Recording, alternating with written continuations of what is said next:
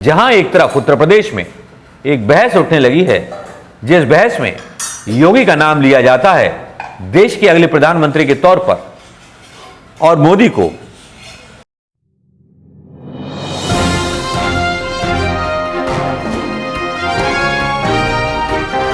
दोस्तों नमस्कार, मैं मनोज कुमार शर्मा, आजाद हिंद आवाज न्यूज के लिए आपके बीच में एक बार फिर।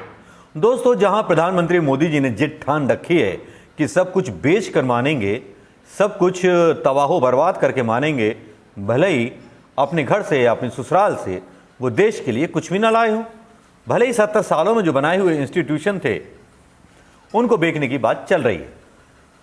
6 लाख हजार करोड़ में वो सारे इंस्टीट्यूशन बेच दिए जाएंगे। लेकिन इस बीच भारत की सबसे पुरानी पार्टी, जी हां, भारत के लोकतंत्र की पहचान सबसे पुरानी पार्टी कांग्रेस पार्टी, वो कांग्रेस पार्टी जिन्होंने भारत के पहले प्रधानमंत्री को भारत के लिए सेवा करने का मौका दिया, जी हां, पंडित जवाहरलाल नेहरू के रूप में, वही कांग्रेस पार्टी जिस कांग्रेस ने दो शहीद प्रधानमंत्रियों को पैदा किया, जिसमें एक स्वर्गीय इंदिरा गांधी थी, एक स्वर्गीय जो थे राजीव गांधी।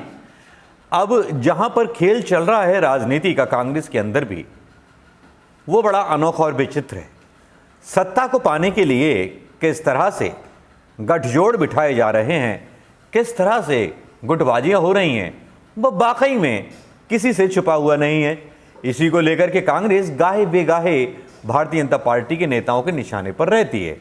जहां एक तरफ प्रधानमंत्री गलतियों पर गलती करने के बाद भी भारतीय जनता पार्टी नेताओं के लिए गुणगान का विषय होते हैं, वहीं कांग्रेस उत्तरोत्तर लोकतंत्र की दुहाई देते हुए अपनी ही पार्टी के अंदर आलोचना का शिकार गाए बेगाहे बन जाती है। अब मैं बात कर रहा हूं उस कांग्रेस पार्टी की जिस कांग्रेस पार्टी का मेकओवर किया था राहुल गांधी ने विधानसभा चुनावों में, जहां पर उन्होंने अपनी सत्ता पाई। चाहे वो गुजरात के चुनाव हों जहां पर बाद में सत्ता चली गई, कर्नाटक में सत्ता हो, बाद में वो सत्ता चली गई, अब झारखंड या छत्तीसगढ़ में जो सत्ता है वो कांग्रेस के द्वारा ही बनी हुई है। झारखंड में जहां शिबू सोरेन के साथ है, हेमंत सोरेन के साथ हैं, वहीं छत्तीसगढ़ में भूपेश बघेल को मुख्यमंत्री के रूप में वहां पर पहली पसंद के रूप में देखा गया राहुल गांधी की। अब 2.5 साल चूंकि पूरा होने को हैं, और ये बात हुई थी कि 2.5 साल के फार्मूले से जो है सारे नेताओं को संतुष्ट किया जाएगा। अब एक अनोखा एक तरह से ये निर्णय था राहुल गांधी का, लेकिन जैसे जैसे 2.5 साल पूरे होने को आए, वैसे वैसे आपस में अनबन शुरू हो गई।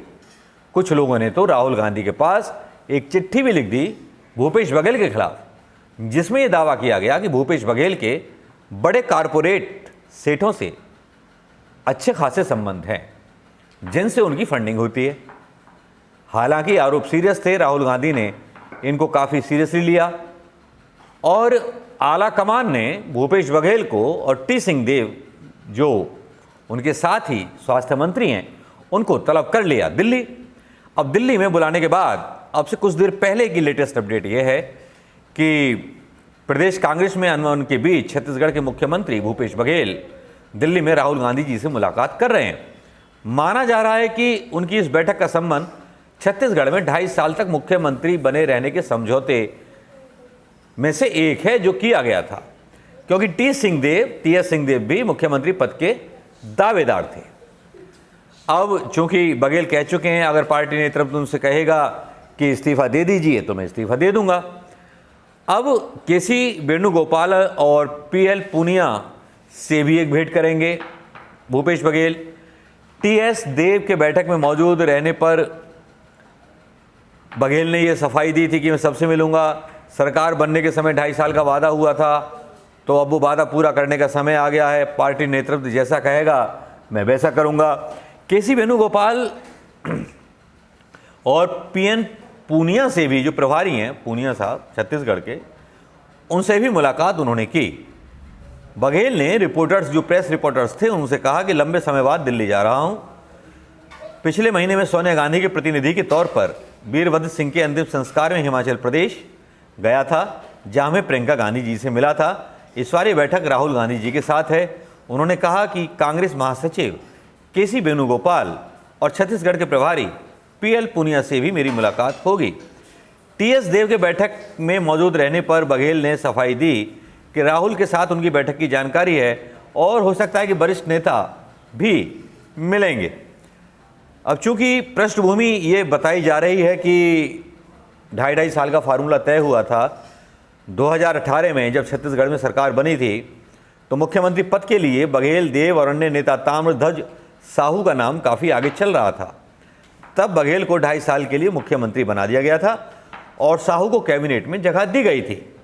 अब देखना यह है कि भूपेश बघेल की जगह साहू नए मुख्यमंत्री होंगे या नया मुख्यमंत्री छत्तीसगढ़ को मिलने वाला है।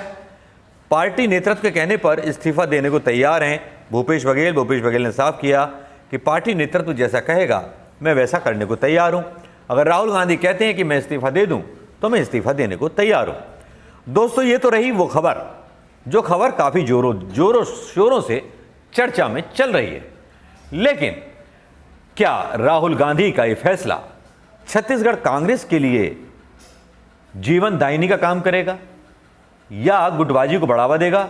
भूपेश बघेल, टी सिंहदेव, ताम्रध्वज साहू, तब इनमें से वो कौन सा नेता होगा जो भूपेश बघेल की तरह चातुर्यपूर्ण तरीके से भारतीय जनता पार्टी को घाट घाट का पानी पिला सके? या कोई नई रणनीति राहुल गांधी के दिमाग में चल रही है या फिर कुछ नया खेला होने वाला है? क्योंकि प्रियंका गांधी का जिक्र यहां पर आया है, तब क्या एक नया मुख्यमंत्री छत्तीसगढ़ को मिलने वाला है या जो आरोप भूपेश बघेल पर लगे क्या उसकी सफाई राहुल गांधी भूपेश बघेल से मांगेंगे? ये तो खैर अंतिम निर्णय पूर्व अध्यक्ष राहुल गांधी का होगा या प्रियंका गांधी का होगा। जहां तक उत्तर प्रदेश की बात है, प्रियंका गांधी बड़ी मजबूती के साथ उत्तर प्रदेश में धीरे धीरे अपने कदम बढ़ा रही हैं। देखने वाली बात यह होगी कि जहां एक तरफ उत्तर प्रदेश में एक बहस उठने लगी है, जिस बहस में योगी का नाम लिया जाता है देश के अगले प्रधानमंत्री के तौर पर और मोदी को साइड लाइन कर दिया जाता है भारतीय जनता पार्टी के सपोर्टरों के द्वारा, जो योगी आदित्यनाथ के चमत्कारों से प्रभावित हैं। शायद उनके ऊपर से मोदी का जादू उतर गया है। जब मोदी का जादू उतर सकता है तब फिर भूपेश बघेल का जादू क्या चीज़ है? देखना यह होगा कि अब राहुल गांधी फैसला क्या लेंगे। इसी खबर के अंत के साथ दोस्तों अगली खबर का इंतजार कीजिएगा। देखना यह होगा कि अब राहुल गांधी के हाथ में अब क्या निर्णय है जो अंतिम कांग्रेस के लिए एक जीवन दायिनी साबित होगा। नमस्कार, जय हिंद दोस्तों।